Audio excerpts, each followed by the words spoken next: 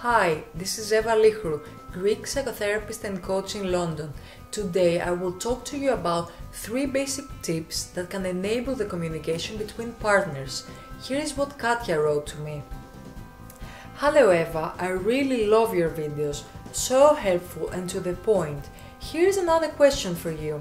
My partner and I are currently driven and focused on building our own businesses, and although we're very loving and supportive of one another, at the end of the day, I often feel a bit neglected.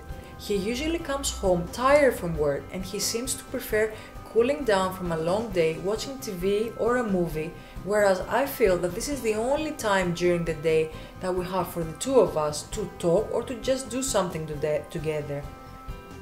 Whenever we try to talk about it, we end up fighting and both of us feel misunderstood, frustrated, hurt and sorry.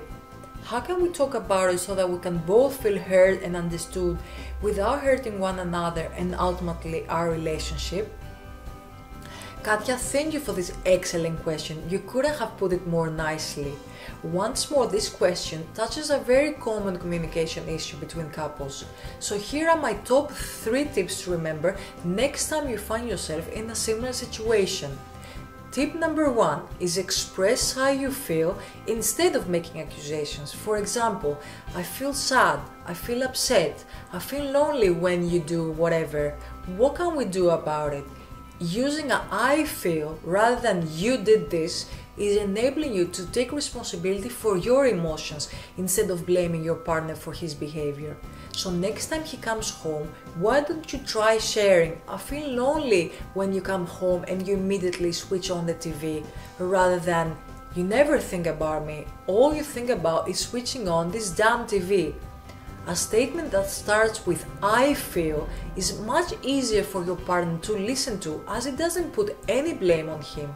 Once you have established connection with your partner by expressing how you feel, it would be a good opportunity to make a suggestion for next time. So for example, when you come home, could we spend a bit of time together to catch up and share our day before you switch on the TV? Tip number 2 is accept the fact that you are different people, but at the end of the day, your aim is to come together and to be on the same team. When you start a conversation taking into consideration that you're not identical, it already gives permission to both parties to accept to disagree. Even when you are with friends, you need to remind yourself that you might have lots in common, but you're not identical. You are different people with different needs and wants.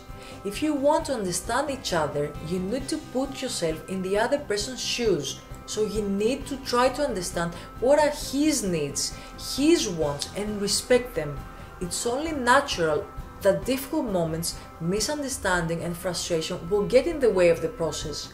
But once you accept responsibility for your part at the end of the day, and when there is love and understanding, you will always find a common way despite of the differences. Tip number 3 and the tweet for today. Those who enter a relationship should be fully prepared to establish their relationship as their first priority in their lives. If you really want to transform your communication with your partner, you both need to decide to put your relationship as the number 1 priority. Words must be followed by actions. So once this is established, try for instance spending half an hour a day where you get to cherish one another, or you may plan a weekly fixed day to go out on a date. Remember, small gestures are important, but what is most important of all is to be fully present whenever you're together. Katya, these are the 3 basic tips that will help you transform your communication with your partner. I hope they help. So now I would love to hear from you. In the comments below, tell me what has been your approach that has transformed your communication with your partner. Be as specific as you can. Sign up to receive updates from me at evalichru.com, and don't forget to share this video with your friends. And remember, we all share the same challenges. As long as we share and learn from each other, the better the quality of our lives is going to be.